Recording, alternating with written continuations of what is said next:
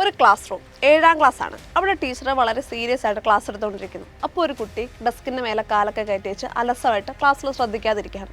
സ്വാഭാവികമായിട്ടും teacher ചോദിക്കാമല്ലോ. Teacher ചോദ്യം ചെയ്തപ്പോൾ ഈ കുട്ടി ടീച്ചറെ അസഭ്യം പറഞ്ഞു. ടീച്ചർ വടിയെടുത്ത് ഈ കുട്ടീനെ തല്ലി. ഇത് നാടകത്തിലെ രംഗമൊന്നുമല്ല, തൃശ്ശൂരിൽ നടന്ന സംഭവമാണ്. ഈ സംഭവത്തിൽ ആരുടെ ഭാഗത്താണ് തെറ്റ്? തീർച്ചയായിട്ടും കുട്ടിയുടെ ഭാഗത്തായിരിക്കും. കാരണം ഒരു കുട്ടി തെറ്റ് ചെയ്തിട്ടുണ്ടെങ്കിൽ അത് നേരെയാക്കേണ്ടത് അധ്യാപകരാണല്ലോ. പക്ഷേ ഈ ടീച്ചർക്കെതിരെ ക്രിമിനൽ കേസ് വന്നു.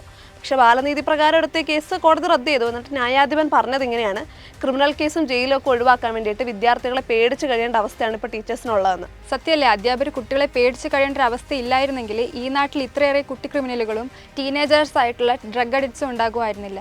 ചുരുക്കത്തിൽ പറഞ്ഞിട്ടുണ്ടെങ്കിൽ ഒഴിവാക്കിയ ശിക്ഷണം നാടിന് തന്നെ ശിക്ഷയായി. ഇനി എക്സാമ്പിൾസ് ഒരുപാടുണ്ട്. Kannur Pallikkunnu government higher secondary സ്കൂളിൽ പരീക്ഷയ്ക്ക് കയറാതെ ക്ലാസ്സിന് പുറത്തു നിന്ന വിദ്യാർത്ഥികളോട് ക്ലാസ്സിൽ കയറാൻ പറഞ്ഞ അധ്യാപകനെ വിദ്യാർത്ഥികൾ ക്രൂരമായിട്ട് മർദ്ദിച്ചത് കഴിഞ്ഞ സെപ്റ്റംബറിലാണ്.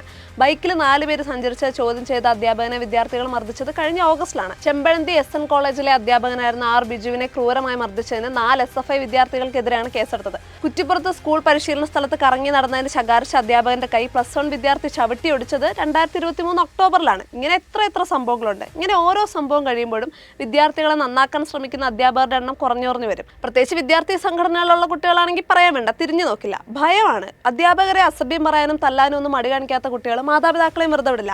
നാളെ സഹപാഠികളായ സിദ്ധാർത്ഥമാരെ ആക്രമിക്കാനോ തല്ലിക്കൊല്ലാനോ ഒന്നും അവർക്ക് ഒരു മടിയുണ്ടാവില്ല. മാത്രമല്ല, വിദ്യാലയ പരിസരങ്ങളിലെ മയക്കുമരുന്ന് വ്യാപാരം ഇന്നത്തെ കാലഘട്ടത്തിൽ കേരളത്തിലൊരു വാർത്തയല്ലാതായി തന്നെ മാറിക്കഴിഞ്ഞു.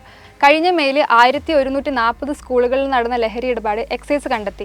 കോളേജ് വിദ്യാർത്ഥികളിൽ 31.8% പേരും ലഹരി ഉപയോഗിക്കുന്നവരാണ്. സ്കൂളുകളിൽ 325 കുട്ടികൾ ലഹരി ഉപയോഗിക്കുന്നതിൽ ആകെ 183 എണ്ണം മാത്രമാണ് എക്സൈസിനും പോലീസിനും അറിയിച്ചത്. ഇത് വല്ലത് യഥാർത്ഥത്തിലുള്ള കണക്കുകളാണോ? വിദ്യാർത്ഥികളെ, മാതാപിതാക്കളെ, മയക്കുമരുന്ന് ഗുണ്ടകളെയൊക്കെ പേടിച്ച് ശിക്ഷാ നടപടികളിൽ നിന്ന് പിന്തിരിയുന്ന അധ്യാപകരെ ഒന്നും കണ്ടില്ല കേട്ടില്ല എന്നടിക്കാൻ നിർബന്ധിതരാവുകയാണ്. പക്ഷേ കുട്ടികളെ ക്രൂരമായി തല്ലുന്ന അധ്യാപകരുണ്ട്. അതുണ്ട്, ഇല്ലെന്ന് പറയുന്നില്ല. പക്ഷെ കുട്ടികളുടെ നല്ലതിന് വേണ്ടി ശിക്ഷാ നടപടികൾ സ്വീകരിക്കുന്ന അധ്യാപകരുടെ ഗണത്തിലേക്ക് ഇത്തരം അധ്യാപകരെ കൂട്ടരുത്.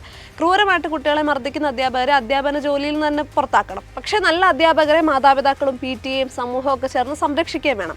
അധ്യാപകനെ തല്ലുകയും മയക്കുമരുന്നിന് അടിമകളാകുകയും ഗുണ്ടാ സംഘങ്ങളുടെ ഭാഗമാകുകയൊക്കെ ചെയ്യുന്ന വിദ്യാർത്ഥികൾ സർക്കാരിൻ്റെയും വിദ്യാഭ്യാസ സമ്പ്രദായത്തിൻ്റെയും മാതാപിതാക്കളുടെയും പരാജയമാണ്.